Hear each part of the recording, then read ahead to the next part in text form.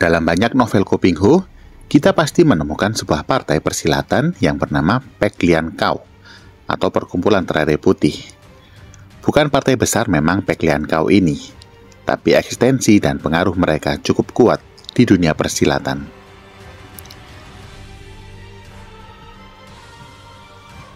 Pek Lian Khao sesungguhnya bukanlah suatu perkumpulan agama, melainkan sebuah organisasi politik yang menentang pemerintah. Betul, para pemimpinnya terdiri dari para Tosu yang menganut agama To. Tapi itu pun yang sudah tidak asli lagi, yang bercampur baur dengan pelajaran-pelajaran agama Buddha dan pelajaran dari aliran-aliran lain yang suka akan hal-hal mistik. Pek Lian Khao merupakan perkumpulan penentang pemerintah yang kuat. Biarpun sudah seringkali pemerintah melakukan usaha untuk membasminya, tapi seakan tidak ada matinya, Pek Lian Khao ini selalu berdiri lagi dan selalu mempunyai cabang di mana-mana. Kekuatan utamanya, selain kepandaian silat dan sihir dari para pimpinannya, juga terletak pada kelihayan mereka bersilat lidah, membujuk, serta mempengaruhi rakyat dengan filsafat-filsafat agama, serta janji-janji manis. Mereka sangat pandai memanfaatkan momentum. Kondisi rakyat kecil yang sedang tidak baik dan banyak menderita memberikan peluang mereka untuk melakukan propaganda dan kampanye anti pemerintah. Pek Lian Khao pandai menggunakan bujuk rayu dan juga memanfaatkan kemiskinan serta penderitaan rakyat yang merasa tidak puas pada pemerintah yang tidak bersih dan buruk. Banyak pembesar korup yang bersikap sewenang-wenang, pejabat-pejabat yang menindas rakyat dengan berbagai cara, akhirnya rakyat yang jadi korban, rakyat yang menderita. Nah, di tengah kondisi ini nih, tampillah Pek Lian Khao, berlagak seperti pahlawan yang siap membela rakyat, sehingga posisi dan peran mereka menjadi strategis di mata rakyat. Ditambah lagi dengan kekeliruan strategi pemerintah dalam menghadapi Pek Lian Khao. Pemerintah memilih melakukan tindakan represif dibandingkan negosiasi saat menghadapi pergerakan dari Pek Lian Khao. Yang terutama adalah pemerintah selalu mengejar-ngejar perkumpulan itu dengan tujuan untuk membasmi mereka. Tentu saja tidak pernah berhasil, karena hanya mengejar dan berusaha membasmi, akibatnya saja tanpa peduli dengan sebab dari semuanya. Timbulnya ketidakpuasan rakyat membentuk adanya perkumpulan seperti Pek Lian Khao. Pek Lian Khao ideologinya dilandaskan atas kemiskinan rakyat yang menderita dan tidak puas. Sebabnya terletak pada ketiadaan rakyat itu sendiri.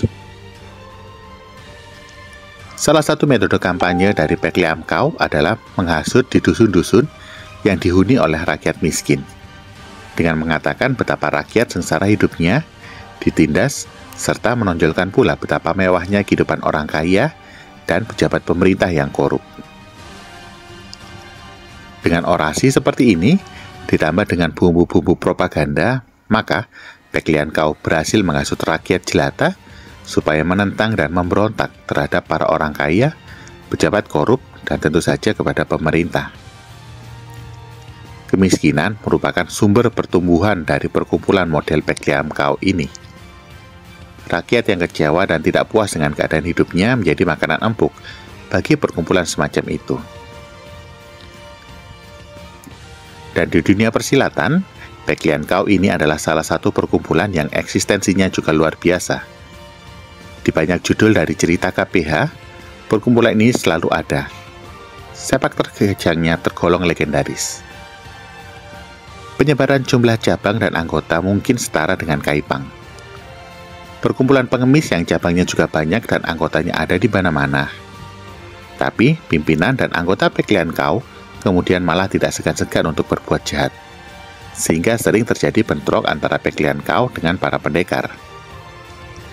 Kalau golongan putih itu ada partai-partai silat ternama, seperti Shaolin, Putong, Kunlun, Gobi, dan lain-lain yang selalu ada dari masa ke masa dan dari berbagai generasi, maka Pek Lian Khao ini adalah seolah representasi dari golongan hitam yang selalu ada waktu demi waktu. Kenapa golongan hitam?